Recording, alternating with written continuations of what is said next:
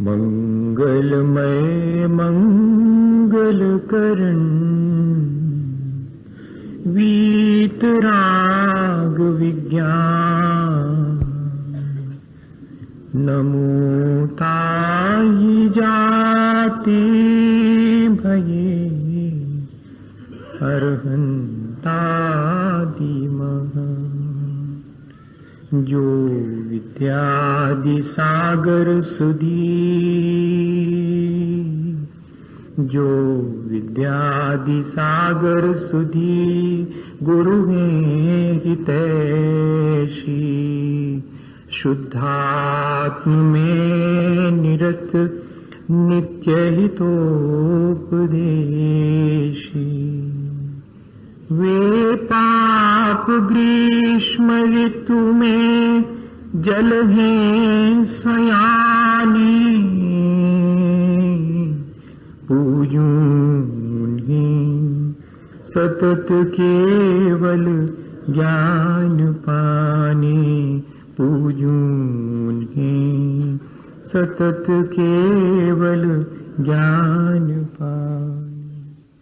बोलिए भगवान महावीर स्वामी की, आचार्य कुंद कुंद स्वामी की, आचार्य गुरुवर विद्यासागर मुनि महाराज की।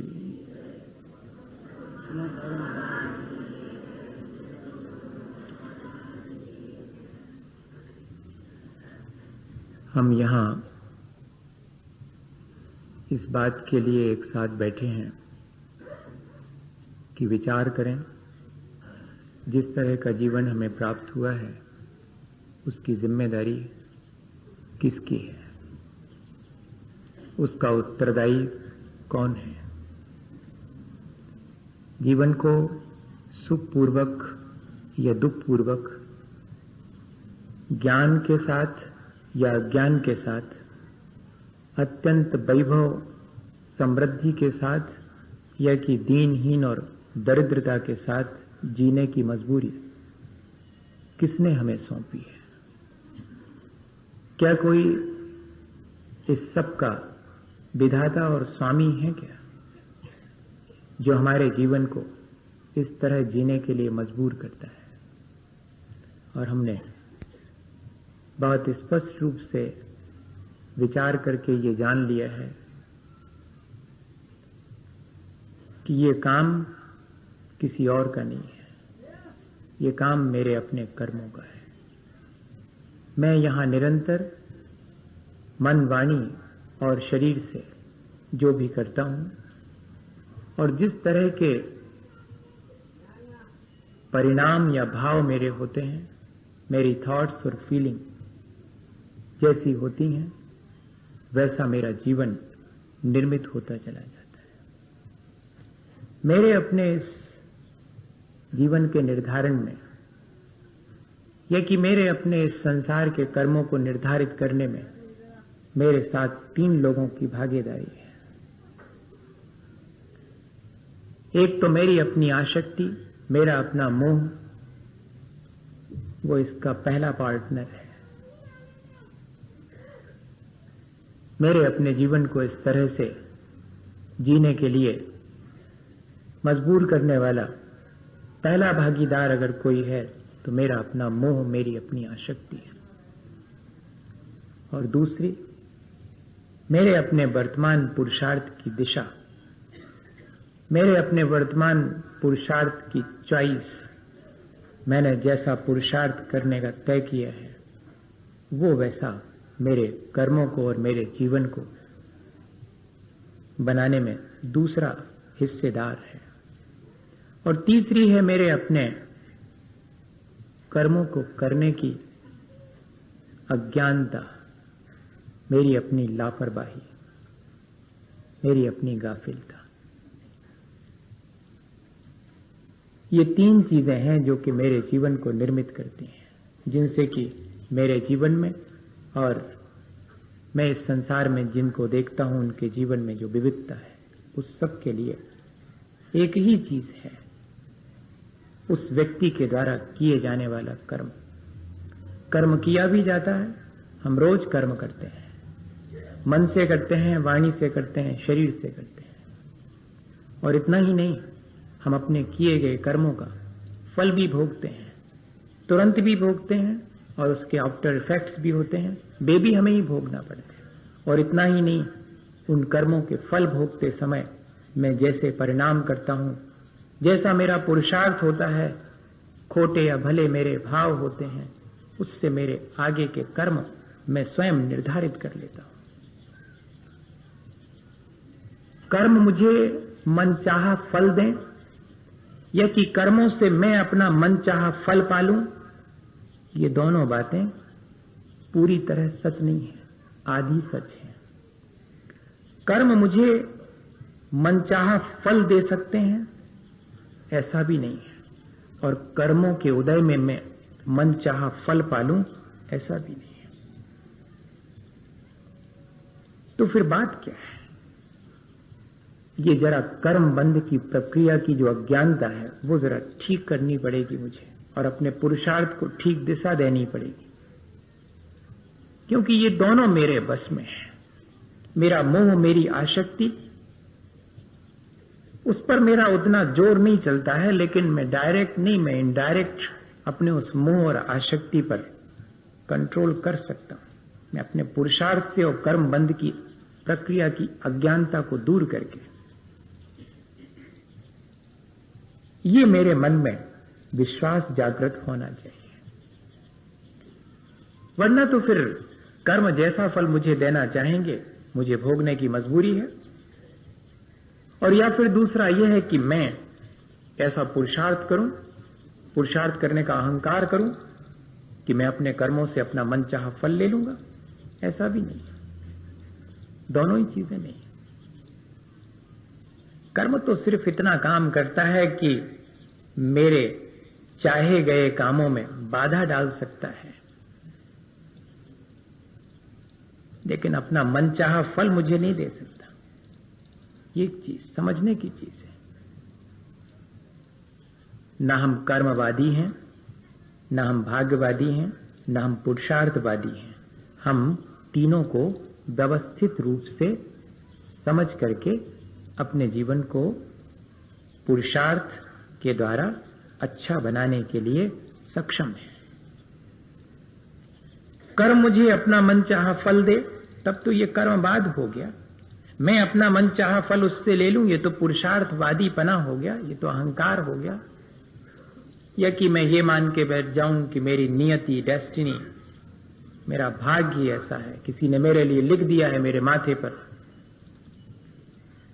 ऐसा भी नहीं है। मुझे इन तीनों बातों को ठीक समझना पड़ेगा। कर्म तो ठीक ऐसा है कि मेरे सामने थाली परोस के रख दी गई है, लेकिन मुझे क्या खाना है, कितना खाना है, कैसे खाना है, कब खाना और कब नहीं खाना है, ये मेरे पुरुषार्थ पर निर्भर करता है। कर्म मेरे सामने थाली की तरह परोस करके रखी हुई चीज की तरह है, और वो भी किसी और ने मेरे लिए नहीं बांधा है, मैंने अपने कर्म करके अपने आगे के लिए उसे संचित किया है। और कर्म तो ऐसा है जैसे कि मैं घर में चना लेकर के आया हूं, तो मजबूरी नहीं है कि मैं कच्चे ही खाऊं। मैं उन चनों को भून करके खा सकता हूं, उनका सत्तू बना के खा सकता हूं, उनका बेसन बना करके, और उसकी बर्फी भी बना सकता हूं और बूंदी बना सकता हूं। ये मेरा पुरुषार्थ है। कर्म तो मेरे पास चने की तरह आया है। मैंने अपने आंगन में एक पेड़ लगाया है आम का, तो मेरी ये मजबूरी नहीं है कि मुझे उसके जब खट्टे फल आएंगे तभी खाना पड़ेंगे। मैं वेट कर सकता हूं, फल पकने पर, मीठे होने पर खा सकता हूं। अगर मेरे कच्चे खाने का मन है तो उनको तोड़ करके और समय से पहले और उनको पका करके खा सकता हूं। और इतना ही नहीं, मैं उनमें मीठी चीज मिला करके चाशनी में उसको पाक करके खट्टा मिठा करके खा सकता हूं। मैं चाहूं तो उन आमों की कच्ची कैरी को तोड़ करके चटनी बना सकता हूं। कर्म के बारे में भी मेरा यही व्यवहार है। कर्म पर मेरा इतना वश है। कर्म का विधाता मैं हूं, कर्म मेरा विधाता नहीं है। ये बात हमें बहुत स्पष्ट होनी चाहिए। कर्मों को मैंने अपने लिए बांधा है, कर्मों से मैं मजबूर नहीं हूं। लेकिन एक चीज ध्यान में रखें कि ये बात कब तक सच है और कितने प्रतिशत सच है? ये 95% कर्मों पर सच है, 5% पर मेरा बस नहीं है। ये बात ठीक है।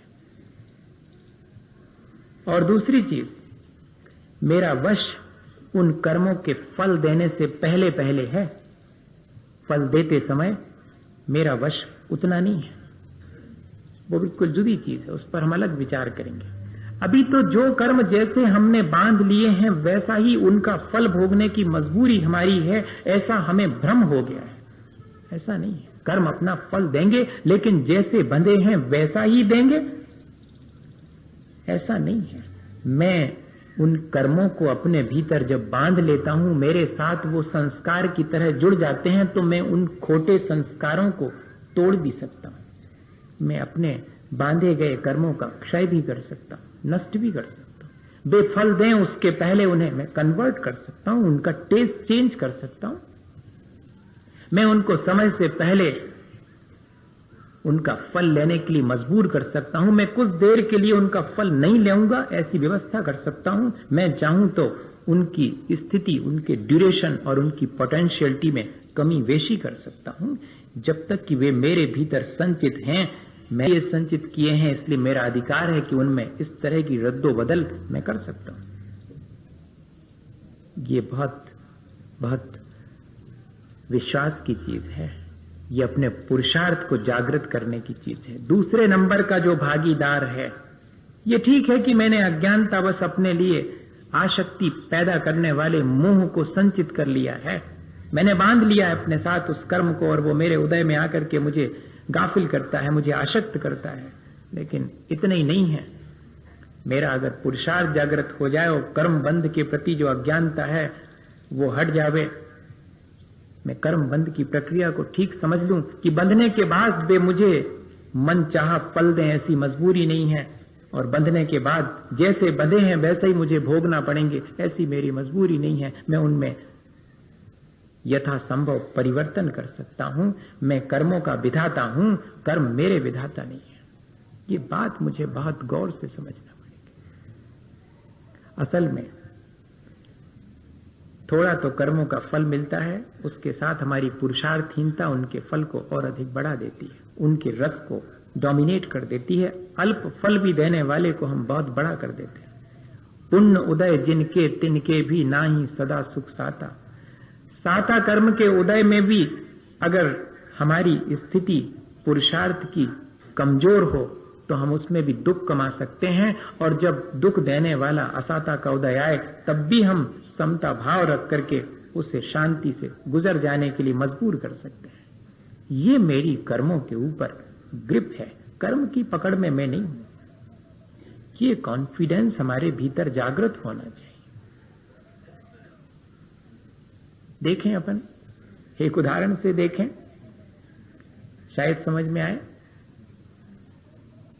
क्या हुआ है कि एक व्यक्ति खेती करता था और हर साल कभी इल्ली लग जाती थी, कभी बाढ़ आ जाती थी, कभी पानी नहीं बरसा, कुछ ना कुछ हो जाता था और फसल ठीक ठीक आ ही नहीं पाती थी। रोने का कारण समझ में आता था, दुख का कारण समझ में आता था कि ठीक तो है, इस बार जरा पानी कम गिरा है तो ठीक फसल नहीं आई, इस बार पानी जरा ज्यादा गिर गया है तो फसल सड़ गई है, और इस बार तो जो है वो इल्ली लग गई है तो फसल सारी खराब हो गई है। भाई दुख का कारण है, और सब लोग उसको सहानुभूति देते थे उसके दुख में। लेकिन एक साल ऐसा हुआ कि न इल्ली लगी, न पानी कम गिरा, न ज्यादा गिरा, और फसल खूब अच्छी आई। कुछ भी सामान गड़बड़ नहीं हुआ, कुछ भी नहीं सड़ा। लेकिन उस व्यक्ति को देखा लोगों ने उतना ही दुखी जितना कि पिछले वर्षों में दुखी रहता था। अब तो दुख का कोई कारण नहीं समझ में आ रहा। पुण्य का अच्छा उदय है उसके, और सारा खलिहान भरा पड़ा हुआ है, अनाज अच्छा खासा है। अब उससे पूछा कि दुखी क्यों, इतना बढ़िया अनाज आया है। कहते कि दुख इस बात का है कि कुछ भी खराब क्यों नहीं हुआ, क्योंकि खराब नहीं हुआ तो ढोरों को क्या खिलाएं, अपने खाने को तो ठीक है, ढोरों को खाने को नहीं है, जानवर के खाने के लिए नहीं, कुछ सड़ जाता तो कम से कम जानवर के खिलाने का काम आता। आप सब कुछ होते हुए भी दुख निकालना चाहें तो यह आपका पुरुषार्थ है, ये आपका कर्म नहीं है। कर्म ने तो आपके लिए सारा इंजाम कर दिया था, लेकिन आप उसमें से दुख निकालना चाहें तो ये आपको पुरुषार्थ है। और दुख आने पर भी हम उस पर ज्यादा ध्यान ना दें, महत्व ना दें और अपने काम में लगे रहें, तो भी कर्म अपना मनचाहा फल हमें नहीं दे सकता। फल तो देगा लेकिन अपना मनचाहा फल नहीं दे सकता। और जैसा बांधा है वैसे भोगने की मजबूरी नहीं है हमारी। ये बात हमें समझ में आनी चाहिए। हमने पानी की टंकी अपने घर के ऊपर बनवाई है, ठंड के दिन में नहाने का मन है, और जैसे ही टोंटी खोलते हैं तो ठंडा पानी आया है, बंद कर दो। मजबूरी नहीं है कि ठंडा पानी सिर पे गिरने दिया जाए, बंद कर दो। और इतना ही नहीं, थोड़ा वेट करो, धूप निकलेगी, पानी गर्म हो जाएगा, या फिर कॉइल चालू करो, पानी गर्म हो जाएगा। जब तक टंकी में है और नल की टोंटी से नहीं आया है, तब तक जो परिवर्तन करना हो वो हम कर सकते हैं, हमारे मन के अनुकूल। हम उसको जिस तरह का चाहें उस तरह का। और टोंटी में से अगर आना भी शुरू हो जाए तब भी वो धार निकलने से पहले हम एक सिस्टम उसमें लगा सकते हैं पानी गर्म करने का। एक क्षण पहले तक कर्म अपना फल दे, उसके पहले तक मेरा वश है। इस तुबुक संक्रमण कहलाता है। उदय में आने के एक समय पहले मैं उसका इंतजाम कर सकता हूं और उसके रस को बदल सकता हूं, उसके स्वाद को चेंज करके उसका फल ले सकता हूं। इतना मेरा वश है कर्म पर। ये बात मेरे समझ में आनी चाहिए। कर्म बंध की प्रक्रिया समझना इसलिए अनिवार्य है कि मेरी अज्ञानता की वजह से मेरी पुरुषार्थहीनता बढ़ती है, और पुरुषार्थहीनता की वजह से मेरा मोह मेरे ऊपर हावी हो जाता है, और फिर मेरे हाथ में कुछ नहीं रहता, मैं परवश हो जाता हूं। मोह मुझे परवश करे कब?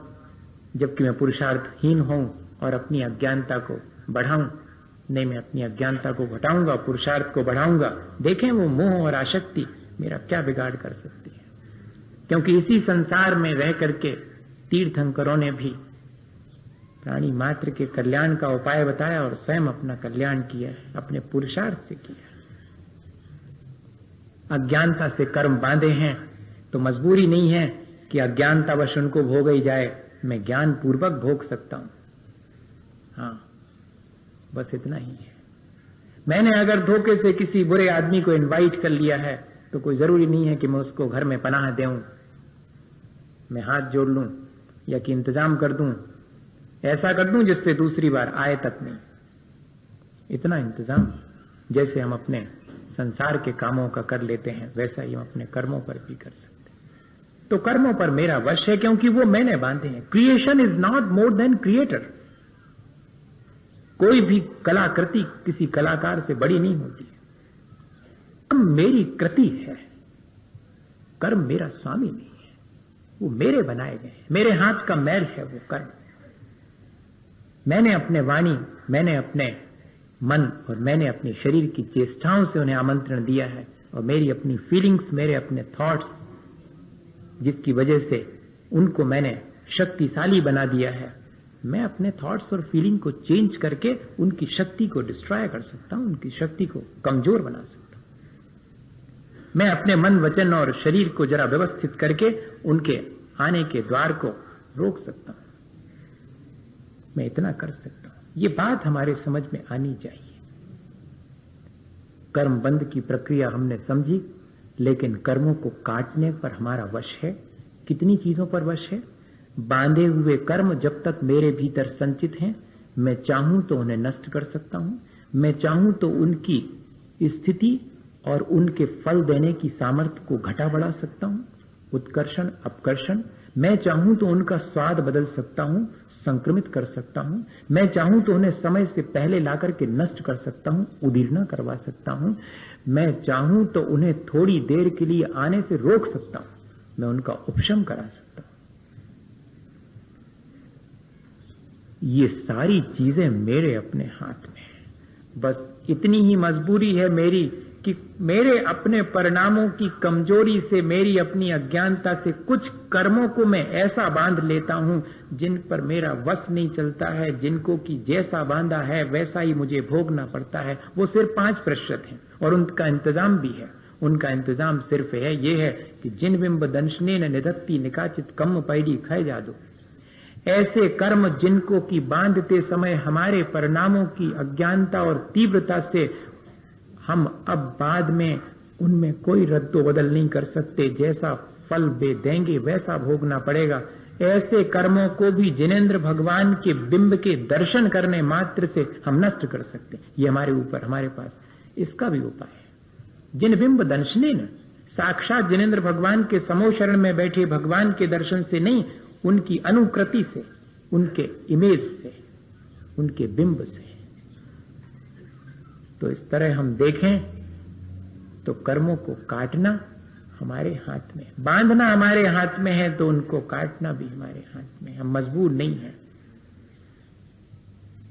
एक बहुत बड़ा कलाकार था, जंजीरें बनाता था और उसकी जंजीर पर वो अपनी आखिरी में एक सील लगा देता था कि ये जंजीर, ये मार्का है, इस जंजीर को कोई तोड़ नहीं सकता। और वाकई में दूर दूर तक इस बात की प्रसिद्धि थी कि उसकी बनाई जंजीर कोई नहीं तोड़ सकता।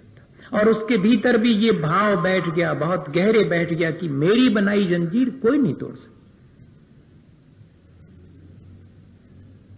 और एक दिन ऐसा हुआ कि किसी अपराध में उस कलाकार को कैद कर लिया गया और जंजीर पहना दी गई। और जब उसे जंजीरें पहनाई जा रही थी तो उसको कोई भय नहीं था, बहुत खुश था, क्योंकि जितनी प्रसिद्धि उसकी बनाई हुई जंजीर की थी, उतनी ही प्रसिद्धि उसकी इस बात की भी थी कि कोई भी जंजीर ऐसी नहीं है दुनिया की जिसे वो तोड़ ना सके। बस उसकी बनाई हुई जंजीर को कोई नहीं तोड़ सकता, लेकिन दुनिया में किसी की बनाई हुई जंजीर को वो तो आसानी से तोड़ सकता। ये प्रसिद्धि थी, इसलिए वो बहुत मुस्कुरा रहा था जंजीरें बांधते समय कि एक झटका देना है, क्योंकि आज तक कोई जंजीर नहीं बनी जो कि मैं न तोड़ सकूं। ये उसको विश्वास था। लेकिन मेरी बनाई हुई जंजीर कोई नहीं तोड़ सकता, ये भी था उसको।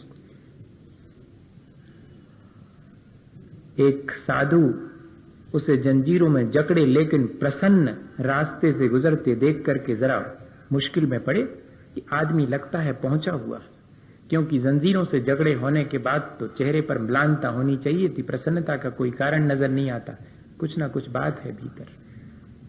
और जब वो कटघरे के भीतर खड़ा हो गया तो बाहर से साधु ने कहा कि तुम्हारे मुस्कुराने का कारण क्या है? तो उसने कहा, सुनो, कोई भी जंजीर आज तक ऐसी नहीं बंधी जिसे मैं तोड़ ना सकूं, इसलिए ये जंजीरें तो बस इनको हटने दो जरा, फिर मैं तोड़ दूंगा, इसलिए मैं मुस्कुरा रहा हूं। लेकिन अगले क्षण 5 मिनट ही हुए होंगे और सुबक सुबक के उसके रोने की आवाज सुनाई पड़ी।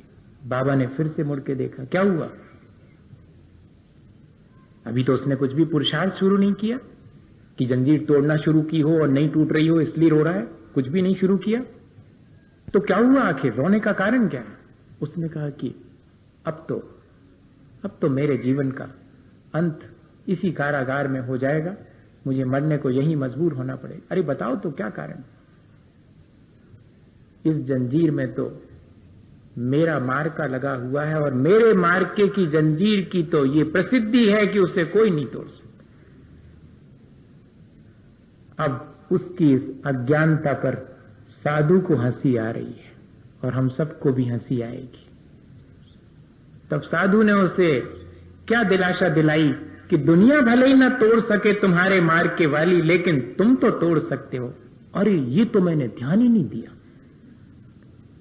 मैं दुनिया भर की जंजीरें तोड़ सकता हूं लेकिन अपनी बनाई जंजीर कोई नहीं तोड़ सकता। ये तो ठीक है, पर मैं तो अपनी बनाई जंजीर तोड़ सकता हूं। मैं अपने बांधे कर्मों को, मैं किसी और के, अपने परिचितों के, अपने बहुत प्यारी मां के भी बांधे गए कर्मों को नहीं काट सकता, ये ठीक है, लेकिन मेरे बांधे गए कर्मों को तो मैं काट सकता हूं। मेरी मां भी मेरे कर्मों को नहीं काट सकती, ये बिल्कुल ठीक है। ना मैं उसके कर्मों को काट सकता हूं, पर मेरे बंधे कर्मों को मैं काट सकता हूं। ये बात, ये विश्वास हमारे पास में होना चाहिए, ये चीज हमारे हाथ में है। तो भैया आज अपन ने एक बहुत बड़ी बात सीख ली। कर्म हम बांधते हैं, उसमें जितनों की भागीदारी है उसमें से 2 पर मेरा वश है, और वो दोनों अगर मैं जागृत कर लूं, अपने पुरुषार्थ को जागृत कर लूं और कर्म बंध की प्रक्रिया को ठीक ठीक जान लूं, बांधना है उनको कब कैसे नष्ट कर देना है, ये पुरुषार्थ मेरे भीतर जागृत हो सके, ये मेरे हाथ में है। मेरे जीवन का निर्माण मेरे हाथ में है। मेरे जीवन का निर्माता मैं स्वयं हूं, उत्तरदायी मैं स्वयं हूं। अपने जीवन को जितना मैं पतित करता हूं उसका उत्तरदायित्व भी मेरा है, और जितना मैं ऊंचा उठाता हूं उसकी जिम्मेदारी भी मेरी है। ठीक है, मेरा अतीत खराब हो सकता है, लेकिन ऐसा कोई जरूरी नहीं है कि जिसका अतीत खराब हो उसका भविष्य भी खराब होगा। किसी ने लिखी हैं 2 लाइनें कि शानदार था भूत, भविष्य भी है महान, लेकिन कोई अगर संभाले उसे जो है वर्तमान। अगर हम वर्तमान को संभाल लें तो हमारा अतीत और हमारा भविष्य हमारे हाथ में, उसके निर्माता हम स्वयं हैं। और एक छोटी सी घटना सुनाऊं, और आज अपन इस प्रक्रिया पर आराम से घर जाकर के विचार करेंगे, और बहुत सारे प्रश्न मन में उठेंगे जिनका समाधान अपन खोजेंगे कि क्या सचमुच ऐसा है। इतनी बातें सुनने के बाद मन में एक कसमसाहट जरूर लगेगी, क्या ऐसा कर सकता हूं? मैं तो अभी तक यही सोचता था कि मैंने जो पहले बांधा है वो भोगने की मजबूरी है, और मैं तो पूरे जीवन यही देखता आ रहा हूं, पूरा जीवन मेरा गुजर गया। मैंने जब जब भी जहां हाथ डाला मुझे लाभ होना था तो लाभ हुआ, जहां हाथ डाला हानि होना थी हानि हुई। मैं कोई क्या कर सका? मैं तो अत्यंत मजबूर, किसी के हाथ की कठपुतली की तरह मैं अपना जीवन जी रहा हूं। मैंने तो आज तक यही सोचा था, आज ये कौन सी बात कह रहे हैं? विचार करना, मेरी बात को सहसा मान मत लेना। ऐसे तो हम बहुत सारी बातों को मानते आए हैं, किस किस की मानेंगे? अब किसी की नहीं मानना, अपने भीतर झांक करके देखना कि वास्तविकता क्या है, उसको मानना। मैं आपको ये साहस दिला रहा हूं कि जब किसी दूसरे के कही हुई बात को हम फिर से एनालाइज करके देख सकें, अभी हम लोगों के पास ये साहस नहीं है। हम स्वयं अपने जीवन में झांक के देखें कि जो मैंने निर्मित किया है उसकी जिम्मेदारी मेरी है या दूसरे की, या कि मेरे कर्मों की है। कर्मों पर भी अपनी जिम्मेदारी नहीं डालना, कर्म बांधने की जिम्मेदारी मेरी है, बस इतना ही है। लेकिन मेरे जीवन को बनाने में कर्मों का कितना हाथ है, कहीं उससे ज्यादा मेरे अपने पुरुषार्थ का, मेरी अपनी चॉइस का हाथ है। वो उदाहरण बहुत छोटा सा है। एक ज्योतिषी जो भी प्रेडिक्शन करता था वो सही निकलते थे, उसकी सारी भविष्यवाणियां सही निकलती थी। 2 युवकों को उससे ईर्ष्या हुई, उन्होंने कहा परीक्षा करेंगे कि सही निकलती कि नहीं निकलती। उन्होंने अपने ओवरकोट के जेब में और एक चिड़िया पकड़ करके रख ली, चले गए उस ज्योतिषी के पास और कहा कि मैं आपसे ये नहीं पूछना चाह रहा हूं कि मेरे ओवरकोट के जेब में क्या चीज है, ये तो हम ही बताए देते हैं कि एक चिड़िया है, लेकिन हम सिर्फ ये पूछना चाहते हैं कि आपके ज्योतिष में कितनी दम है, मुझे बताओ कि मरी है कि जिंदा है। तो मालूम उसने क्या जवाब दिया था? It is in your hand. चिड़िया तुम्हारे हाथ में है और चिड़िया का मरना और जीना भी तुम्हारे हाथ में। It is in your hand. ये एक प्रतीक है इस बात का। क्यों? क्योंकि वो तो ये सोच के गए थे कि जैसे ही ये कहेंगे कि मरी हुई है तो हम फौरन छोड़ दें कि जिंदा है, और ये कहेंगे कि जिंदा है तो दबाने में कितनी देर लगनी है। तो उसने भी यही जवाब दे दिया कि it is in your hand. चिड़िया का मरना और जिंदा होना वो तुम्हारे अपने हाथ में है। ये इस बात का प्रतीक है कि बहुत सारी चीजें हैं जो हमारे हाथ में, लेकिन ऐसा अहंकार मत करना। हां, मेरा पुरुषार्थ मुझे अहंकार करने की प्रेरणा नहीं देता। मेरा पुरुषार्थ मुझे ठीक ठीक बात को समझ करके और मुस्कुरा करके प्रसन्नता पूर्वक उन चीजों को जिनको मैं नहीं चाहता उनको हटाऊं, और जिन चीजों को अपने जीवन में चाहता हूं उनको लाऊं। सिर्फ इतनी ही सलाह देता है। आने पर अहंकार करना और नहीं मिलने पर संक्लेश करना, ये तो और अधिक कर्म की प्रक्रिया को बढ़ाने का इंतजाम है। बहुत सावधानी की आवश्यकता है। हम समझें और इस प्रक्रिया को समझ करके और अपने जीवन को दिशा दें और अपने जीवन को अच्छा बनाएं। इस प्रक्रिया का उद्देश्य सिर्फ इतना ही है, कोई अपनी विद्वत्ता बढ़ाने का या कि कोई अपने बहुत अधिक होशियार होने का नहीं है। बस अपने जीवन को अच्छा बनाने का उद्देश्य है। ये पूरी प्रक्रिया इसलिए हम समझ रहे हैं बैठ करके एक साथ। अकेले अकेले तो सब समझते हैं जो जितना समझता है, पर एक साथ बैठ के समझना एक बहुत बड़ी चीज है। और हम एक दूसरे से समझें, एक दूसरे के जीवन में भी देखें कि क्या वास्तव में ऐसा ही है, और फिर हम उस प्रक्रिया में क्या परिवर्तन करके अपने जीवन को अच्छा बना सकते हैं, ऐसा विचार करें। इसी भावना के साथ बोलिए आचार्य गुरुवर विद्यासागर मुनि महाराज की। हे गुरुवर शाश्वत सुख दर्शक, यह नग्न स्वरूप तुम्हारा है।